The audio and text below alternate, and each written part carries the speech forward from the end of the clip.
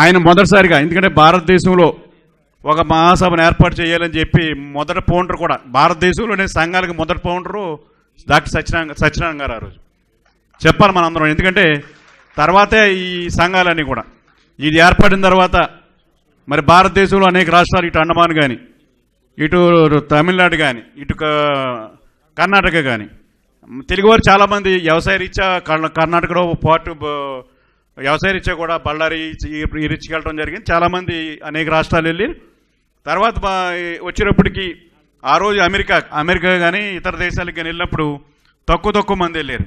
వారు కూడా organisation set చేసుకోలేదు. అందరూ కూడా ఈ 50 సంవత్సరాల తర్వాత మరి ఒక ఆలోచన వచ్చింది. 20-25 సంవత్సరాలు 30 సంవత్సరాలు ఒక ఆలోచన వచ్చింది. ఇప్పుడు ఇతర దేశాల్లో ఉన్నవాళ్ళు కానీ ఇతర రాష్ట్రాల్లో ఉన్నా కానీ ఒక సంఘం ఏర్పాటు చేసుకోవాలి. ఏర్పాటు చేసుకుని మన సమస్యలు ప్రభుత్వం దృష్టికి తీసుకెళ్లి సమస్యలు పరిశీలించే విధంగా వెళ్ళటమే కాకుండా మన సంస్కృతిని, తెలుగుని ప్రోత్సహించే విధంగా మరి ముందుకెళ్ళాలని చెప్పి ఇలా కార్యక్రమం తీసుకుని ఇలా భారతదేశం అంతా కాకుండా ఇతర దేశాల్లో కూడా మరి కార్యక్రమాలు జరుగుతున్నాయి. నేను మొన్న యూఎస్ఏ వెళ్ళొచ్చాను. వెళ్ళినప్పుడు అన్ని రాష్ట్రాల్లోనూ కూడా తెలుగువారు బాగా స్ట్రెంథన్గా ఉన్నారు. ఈ సంస్కృత కార్యక్రమంలో కానీ, కలవటంలో కానీ, డిస్కస్ చేయడంలో కానీ, మంచి చెడ్డలో ప్రభుత్వం దృష్టి తీసుకెళ్లడంలో కానీ సంఘాలు చాలా బలంగా ఉన్నాయి ఈరోజు. అలాగే సభ్యులు కూడా చాలామంది ఈరోజు, ఆ రోజులైతే తక్కువ మంది అయితే ఈరోజు వేల మంది వీళ్ళ ఇతర దేశాలకు కూడా వెళ్ళి వీళ్ళు బాగా స్ట్రెంథన్ అయ్యి బాగా ఎస్టాబ్లిష్ అయ్యారు. అందరూ కూడా ఇల్లు కట్టుకోవడం కానీ, ఉద్యోగరీత్యాలు కానీ బాగా ఎస్టాబ్లిష్ అయ్యారు. అలాగే మన దేశంలో ఇతర రాష్ట్రాలకు వచ్చినప్పటికీ బాగా ఎస్టాబ్లిష్ అవడమే కాదు, ఇవాళ నెంబర్ 1 స్థాయికి వెళ్ళి తెలుగువారు వ్యాపారాలు కానీ ఇవన్నీ కూడా మన దేశంలో అనేక రాష్ట్రాల్లో ఇవాళ బాగా స్ట్రెంథన్ అయిన ఈ వ్యాపారాలు బాగా రాణించగలిగారని చెప్పి మీకు అందరూ కూడా తెలియజేసుకుంటున్నాను. దీనికి కారణం ఎడ్యుకేషన్. మనకి ఎప్పుడు కూడా మనకి కావాల్సింది ఎడ్యుకేషన్ కావాలి. నేను కోరేది ఏంటంటే ప్రతి ఒక్కరు కూడా చదువుకోవాలి. చదువుకుంటేనే ఈరోజు బయటికి వెళ్ళడానికి అవకాశాలు ఉన్నాయి, పైకి వెళ్ళడానికి అవకాశాలు ఉన్నాయి, మన స్థాయికి వెళ్ళడానికి అవకాశాలు ఉన్నాయి. మన పిల్లలందరూ తప్పనిసరిగా చదివించాలి. చదివించినప్పుడే ఈ అవకాశాలు వస్తాయని చెప్పి తెలియజేస్తున్నాను. అలాగే మన సంస్కృతిని చెప్పాలంటే శ్రీకృష్ణదేవరాయలు, ఆ రోజు శ్రీకృష్ణదేవరాయలు మరి తెలుగుని కానీ సాహిత్యాన్ని కానీ ప్రోత్సహించడమే కాకుండా ప్రోత్సహించాడు. ఆయన నలుమూలలకు కూడా ప్రచారం చేసి దాని ఇప్పుడు వరకు కూడా ఫాలో అవుతున్నాం. అలాగే సాంస్కృతిక కార్యక్రమాలే ఇలా మొన్న అమరావతి నిన్న చంద్రబాబు నాయుడు గారు శంకుస్థాపన చేసింది ఒక మంచి ప్లేస్లోని. దాని హిస్టరీ కూడా తీసుకున్నాను. మొన్న 1వ శతాబ్దం నుంచి స్టార్ట్ అయింది. 18వ శతాబ్దం వరకు ఎంతోమంది రాజులు పరిపాలించారు. అందరూ కూడా తెలుగు సంస్కృతికి ప్రాధాన్యత ఇచ్చారు. శాతవాహనులు కానీ, పల్లవులు కానీ ఇవన్నీ కూడా.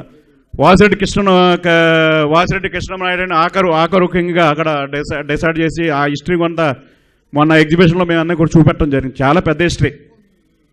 డెవలప్మెంటేషన్ వచ్చినప్పటికీ ఇక్కడ హిస్టరీ ఇంగ్లాండ్లో గ్యాలరీలో తీసుకెళ్లి హిస్టరీలో ఇక్కడ సంబంధించిన కల్చర్ అంతా కూడా అక్కడ ఇంగ్లాండ్లో ఒక గ్యాలరీ పెట్టి దానికి 3 గ్యాలరీ అని చెప్పి పెట్టి అక్కడ చూపెట్టడం జరిగింది. మనకు కూడా తెలియని హిస్టరీ. మా చీఫ్ సెక్రటరీ గారు మొన్న వెళ్ళినప్పుడు అది తెలుసుకుని వెళ్ళి అది రికార్డ్ చేసి పట్టుకొచ్చి ఇక్కడ చూపెట్టాడు.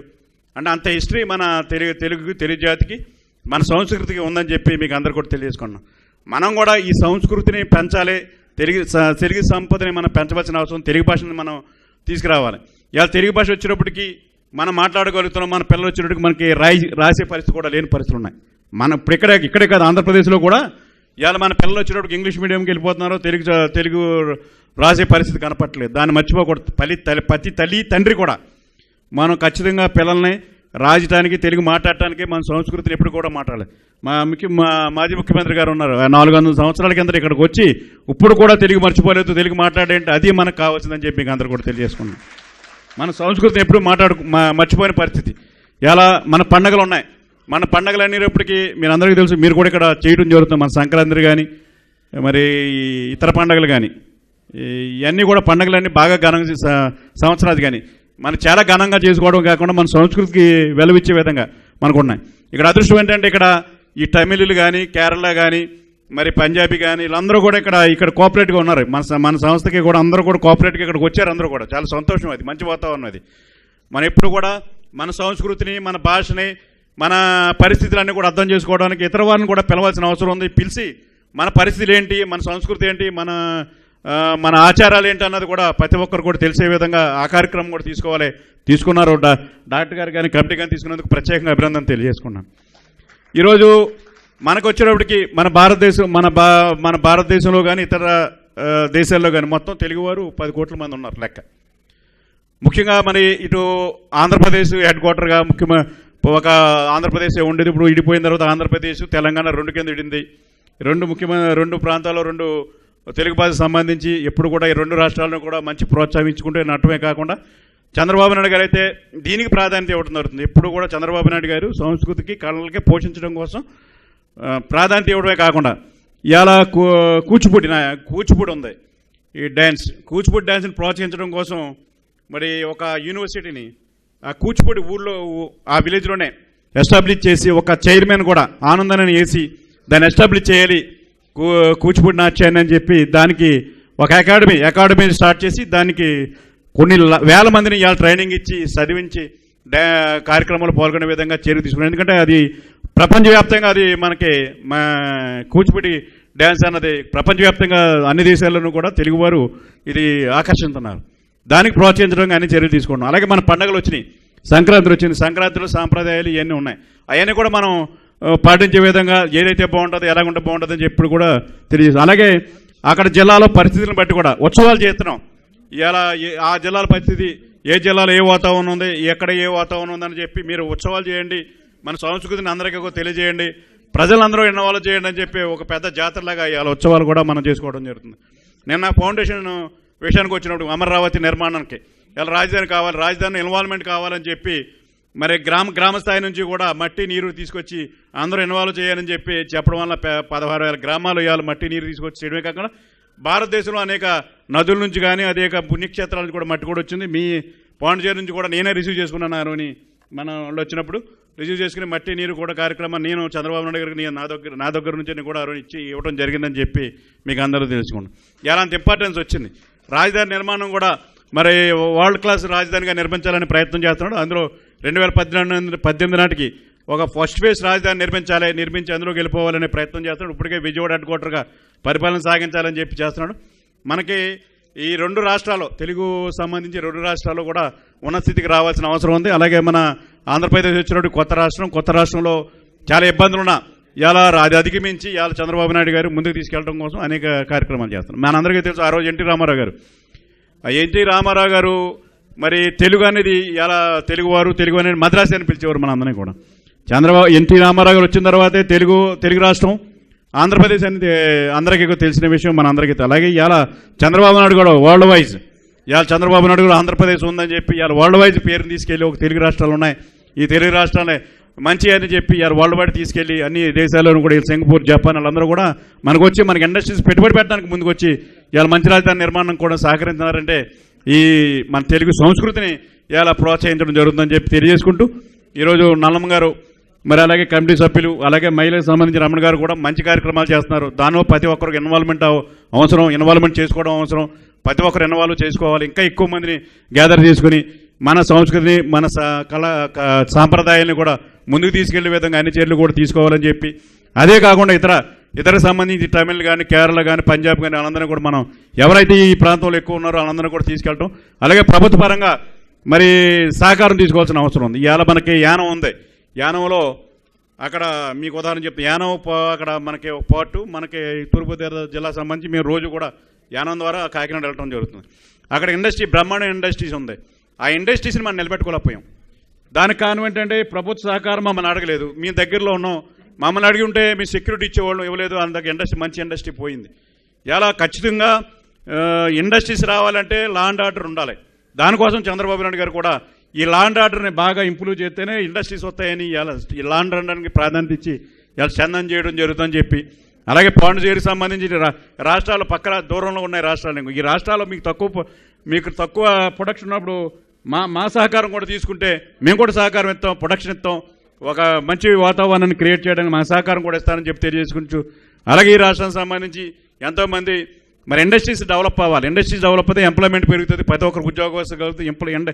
ఇండస్ట్రీస్ని కూడా పెంచవలసిన అవసరం ఉందని తెలియజేసుకుంటూ, ఎడ్యుకేషన్ పరంగా ఇవాళ ప్రపంచంలో ఒక మేధావిగా తయారవడం తప్పనిసరిగా ఎడ్యుకేషన్ అవసరం. మనం చేయవలసిన కార్యక్రమం మన పిల్లలందరూ కూడా బాగా చదివించుకోవాలి. చదువు అంటే మామూలు చదువు కాదు, పవర్ఫుల్గా మనం పిల్లల్ని తయారు చేయవలసిన అవసరం ఉంది. ఆ స్థాయికి పిల్లలందరూ కూడా తీసుకురావాలని, ప్రతి ఒక్కరు శ్రద్ధ వహించాలని తెలియజేసుకుంటూ, మరి ఈరోజు మమ్మల్ని అందరూ కూడా ఇక్కడ పిలిచారు. మాకు కూడా మేము పాండిచేరి ఎన్నో సంవత్సరాలుగా వద్దారని చెప్పి మేము కూడా రావట్లేదు. కానీ మీ పాండిచేరిలో మీ యానం మాత్రం రోజు వెళ్తూ ఉంటాం మేము. మాకు రోజు దారేది మాకు. అంచేత మేము తప్పనిసరిగా ఈసారి ఇప్పుడు ఈ పాండిచేరికి వస్తాను. ఎందుకంటే మంచి వ్యక్తులు ఉన్నారు, అలాగే నల్లం గారు కుటుంబం గారు ఉన్నారు. వాళ్ళందరూ కూడా అభినందన తెలియజేసుకుంటూ ఈరోజు ఒక మంచి కార్యక్రమానికి అటెండ్ సంతృప్తి నాకు ఉంది. తప్పనిసరిగా మా సహకారం ఎప్పుడు ఉంటుందని చెప్పి తెలియజేసుకుంటూ సెలవు తీసుకుంటాం. పాండిచ్చేరి ఆంధ్ర మహాసభ స్వర్ణోత్సవ వేడుకలకు ముఖ్య అతిథిగా విచ్చేసిన పుదుచ్చేరి ముఖ్యమంత్రి గారు, ప్రజారంజకులు, గౌరవనీయులు శ్రీ ఎన్ రంగస్వామి గారు ఎన్నో పనుల ఒత్తిడిలో మనకై కొంత సమయాన్ని కేటాయించి వచ్చినందుకు వారికి నా ధన్యవాదాలు. గౌరవ అతిథిగా ఈ వేడుకల్లో పాలు పంచుకునేందుకు, సంతోషాన్ని సంబరాన్ని కలిగించడానికి కాలు కదప వీలు లేని చిక్కు సమయంలో మన మీద ప్రేమాభిమానాలతో వచ్చి మన తెలుగుతనానికి నిండుతనాన్ని కలిగించిన గౌరవనీయులు ఆంధ్రప్రదేశ్ ఉప ముఖ్యమంత్రి శ్రీ ఎన్ చిన్నరాజప్ప గారికి మనందరి తరఫున ప్రత్యేక వందనములు సమర్పిస్తున్నాం. రాజ్యసభ సభ్యులు గౌరవనీయులు శ్రీ గోకుల కృష్ణన్ గారు, లోక్సభ సభ్యులు గౌరవనీయులు ఆర్ రాధాకృష్ణన్ గారు మన కోరిక మన్నించి ఈనాటి కార్యక్రమంలో భాగం పంచుకుని ఆంధ్ర మహాసభ గురించి కొన్ని మంచి మాటలు చెప్పి ప్రశంసించిన వారికి నా హృదయపూర్వక కృతజ్ఞతలు. గ్లోబల్ హాస్పిటల్ తరఫున భాస్కర్ రెడ్డి గారు మన ఆంధ్ర మహాసభ గురించి చెప్పినందుకు వారికి నా ధన్యవాదాలు తెలియజేస్తున్నా. ఆంధ్రప్రదేశ్ తూర్పుగోదావరి జిల్లా తెలుగుదేశం పార్టీ అధ్యక్షులు, సుప్రసిద్ధ కార్యకర్త అయిన శ్రీ పి సత్యనారాయణ గారికి ధన్యవాదాలు. స్థాపక కార్యవర్గ సభ్యులను స్మరించుకు వారి గౌరవార్థం జ్ఞాపికలు అందుకోవడానికి వచ్చి మాకు ఆనందం కలిగించిన వారి కుటుంబ సభ్యులందరికీ నా ధన్యవాదాలు. ఆంధ్ర మహాసభలో ఈడుబాటు కలిగి ఈ వేడుకల్లో ప్రశంసించిన వివిధ సంఘాల ప్రతినిధులకు, ముఖ్యంగా బెంగళూరు నుంచి వచ్చిన ప్రవాసాంధ్ర నాటకరంగ అకాడమీ ప్రధాన కార్యదర్శి శ్రీ పి వెంకటేశ్వర్లు గారికి నా హృదయపూర్వక ధన్యవాదాలు. స్వర్ణోత్సవ సంచికను తయారు చేయడంలోనూ, అందుకు కావలసిన ప్రకటనలు సేకరించి విరాళాలు సేకరించిన souvenir committee chairman doctor N Satish గారికి, సభ్యులు ఎస్ఎన్ రావు, విష్ణు మరియు శ్రీనివాస్ గారులకు విరాళాలు ప్రకటనలు ఇచ్చిన ప్రతి ఒక్కరికి, ఈ స్వర్ణోత్సవాలు దిగ్విజయం చేసిన ఆంధ్ర మహాసభ కార్యవర్గ సభ్యులకు, మహిళా మండలి అధ్యక్షులు రమణ గారికి, వారి బృందానికి, ఆంధ్ర మహాసభ సభ్యులకు, మీ అందరికీ నా హృదయపూర్వక స్పందనాభివందనాలు తెలియజేస్తున్నాను.